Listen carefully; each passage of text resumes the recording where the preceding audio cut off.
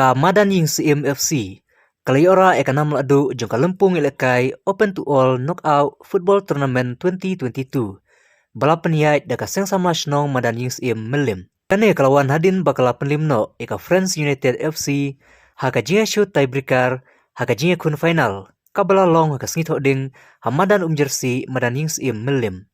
Ka Madan Ying Siem FC, kabalong kaladu kelakuri kosong pisa basilak tingka, harengkat ke trofi, kadba ke Friends United kabawan baar kayo san pohajar tingka harengkat ke trofi. Bala samru iki kusnam shimet, bakan tup ika kusnam man of the match, best player, best goalkeeper, ke kusnam top scorer. Hakane gajinya kun final, lawan sakilang ru uba Hamlet Sondoling, ubade UMLA ka Melim constituency, haga juga por umentri ki kampen roy nung kendong kum ukong san, uba labay tengkaru ikane ka turnamen, haka jingdon lang uba Hampel Kerim, ubade orang ba asnong kamadan Ying Siem, umentri ka hima Melim, ba MB Karluki, kinong kitkam kasang sama asnong, nolor kiwe kinong syakwat ngubha.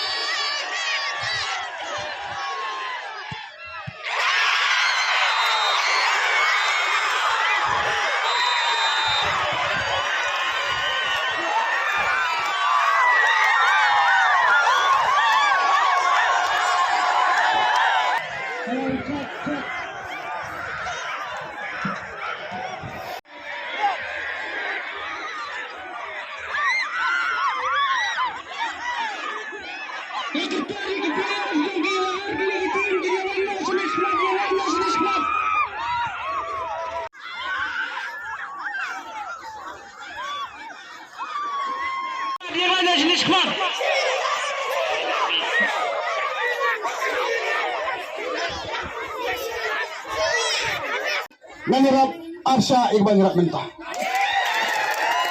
Hajempi will play today ubay berkumpul di Picture. Inagi jintan 3 jam.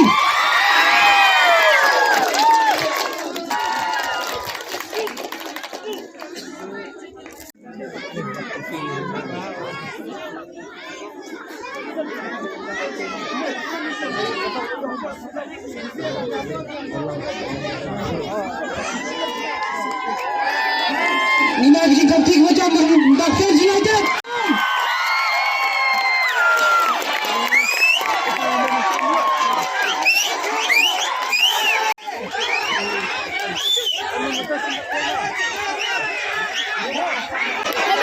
Three cheers for First Doctor Hebeb.